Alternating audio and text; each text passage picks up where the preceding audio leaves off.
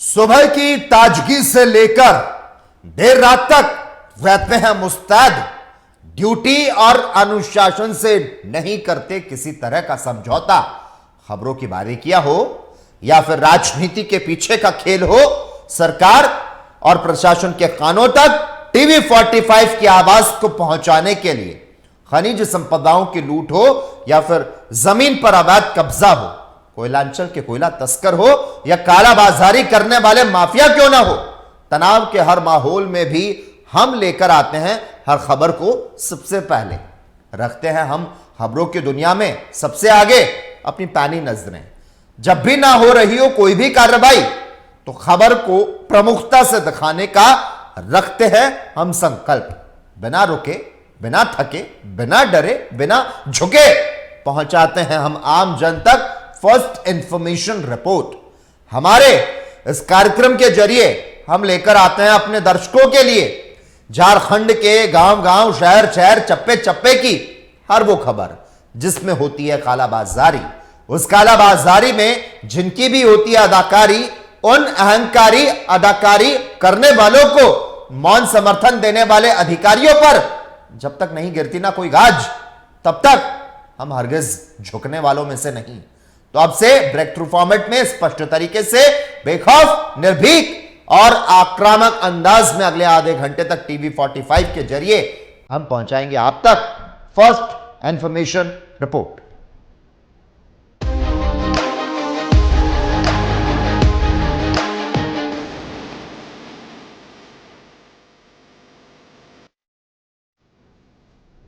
अवैध बालू कारोबार का गढ़ बन रहा है हजारीबाग जिला। हजारीबाग में नदियों से अवैध बालू खनन पर रोज 10 लाख से ज्यादा की कमाई होती है। खुलेआम अवैध धंधा चलता है और पुलिस प्रशासन मौन रहता है। अवैध बालू कारोबार का गढ़ बनता जा रहा है हजारीबाग जिला। हजारीबाग में नदियों से अवैध बालू को खनन कर रोज की कमाई जो है वो 10 लाख से ज्यादा हो जाती है।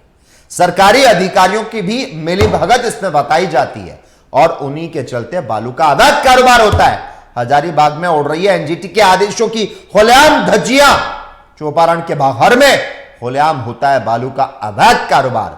अवैध बालू का कारोबार करते हुए बालू माफिया मालामाल होते हैं।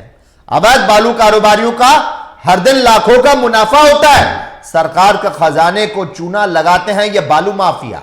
हजारीबाग में अवैध बालू कारोबारियों पर आखिर कार्रवाई क्यों नहीं होती? कार्रवाई के नाम पर सिर्फ खाना पूर्ति क्यों होती है? आखिर बालू माफियाओं को किसका संरक्षण मिलता है? आज इसी मुद्दे पर होगी बात। सबसे पहले ग्राफिक्स के जरिए आपको बताते हैं कि पूरा मामला। अवैध बालू कारोबार का गढ़ बन रहा है हजारीबाग जिला। हजारीबाग में नदियों से अवैध बालू खनन पर रोज 10 लाख से ज्यादा की कमाई की जाती है। सरकारी अधिकारियों की मिलीभगत से बालू का अवैध कारोबार होता है। हजारीबाग में एनजीटी के आदेशों की खुलेआम धज्जियां उड़ाई जाती है। चौपारण के बाहर में खुलेआम बालू का अवैध कारोबार किया जाता है। अवैध बालू का कारोबार करते हुए बालू माफिया मालामाल होते हैं। अवैध बालू कारोबारियों को हर दिन लाखों का मुनाफा होता है और सरकार का खजाने को ये बालू माफिया चूना लगाने का काम करते हैं। हजारीबाग में अवैध बालू कारोबारियों पर आखिर कार्रवाई क्यों नहीं होती और कार्रवाई के नाम पर सिर्फ खाना पूर्ति प्रशासन क्यों करता है? आखिर बालू माफियाओं को किसका संरक्षण मिलता है? ये बड़े सवाल है।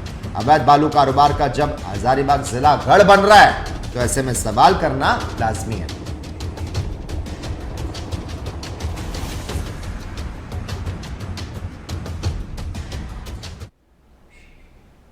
और इस खबर पर ज्यादा जानकारी देने के लिए, चर्चा करने के लिए हजारीबाग से इस वक्त हमारे साथ हमारे संवाददाता सोनू केसरी लाइव जुड़ चुके हैं। सोनू, कालाबाजारी के कारण लाखों करोड़ों का चूना लगाया जाता है। खनिज विभाग, राजस्व विभाग है कि इनकी नींद ही नहीं टूटती।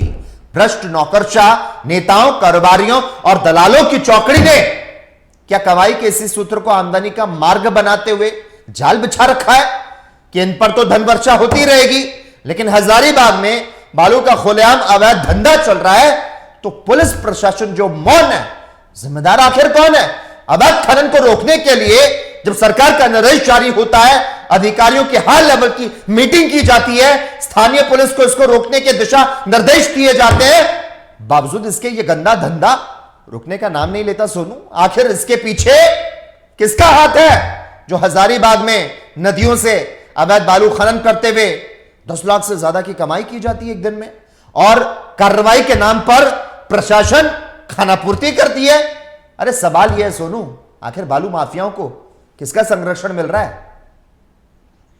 जी हाँ लोकेश, आपने ठीक कहा है कि बालू कारोबारियों का धंधा यहाँ पर चरम पर है और राजस्व की लाखों करोड़ों की नुकसान हो रही है। और बात की जाए कि बालू यहाँ पर 2 गुना और 3 गुना रेटों पर बेचा जा रहा है, और जबकि नदियों का सीना छलनी करके चौपारण के बगैर में पूरी तरह से बालू की ढुलाई हो रही है और यह लगातार जारी है। साथ ही साथ यदि यह बात करें तो अभी हजारीबाग के 4 लाइन जो मुफस्सिल थाना क्षेत्र अंतर्गत पड़ता है, जहां देर रात्रि हाईवा से ढुलाई होती है और यह हाईवा का खेल चलता है और लगातार यह खेल अभी तक जारी है। और चौपारण के बगैर की तो बात ही बहुत ही अजीब निराली है कि जहां पर पूरी तरह से बालू का खेल धड़ल्ले से जारी है। जी सोनू, आप ये कह रहे हैं खुद ही कि धड़ल्ले से ये जो खेल है वो लगातार जारी है, बेधड़क निकाली जा रही रेत और पुलिस की चुप्पी से मालामाल होते जा रहे अवैध धंधेबाज, खुलेआम बालू की तस्करी होती है। सोनू, पुलिस प्रशासन को इसकी खबर भी होती है, बावजूद इसके जो नहीं होती वो है किसी भी तरह की कार्रवाई।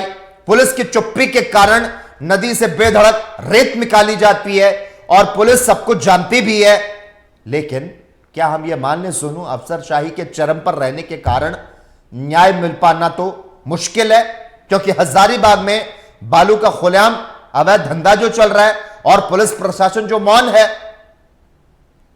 ये रात्रि के अंधेरे में यह खेल होता है और यहाँ पर जितने भी बालू माफियाओं को जो संरक्षण देते हैं, एक तरह से माना जाए कि जितने भी हाईवा हैं या ट्रैक्टर हैं या किसी भी तरह की वाहन लेकर यह जो पार होते हैं, और चौपारण के बगैर में भी यह चीज माना जाता है। और सूत्र बताते हैं कि लगातार टपरी पर बैठकर वह अपने हाईवा चालक को संरक्षण देते हैं। और यह हजारीबाग की बात करें तो मुफस्सिल थाना क्षेत्र अंतर्गत जो कि 4 लाइन है, वहां से भी कई 4 व्हीलर वाहनों को संरक्षण मिलता है। अब कुछ बात करें तो कुछ इधर बड़का गांव के रास्ते जो कि सीमेंट चौक में भी सूचना मिल रही है कि वहां से भी बालू की गाड़ियों का आवागमन होता है, जो कि चाय की टपरी पर बैठकर कुछ बालू के जो संरक्षक है, कुछ नामी ग्रामी हस्ती हैं जो कि कटकम सांडी रूट से भी बालू की अवैध ढुलाई पार होती है, कभी ट्रैक्टर भी पार होती है, हाईवे पार होती है, अब रात के अंधेरे में पार होती है। अब किनका संरक्षण मिल पाता है यह कह पाना अभी जल्दबाजी होगी। जी अच्छा सोनू, आपने ये तमाम कहानी को हमें यहाँ पर साझा किया। नदी घाट से बालू उठाव के कई नियम होते हैं मेरे ख्याल से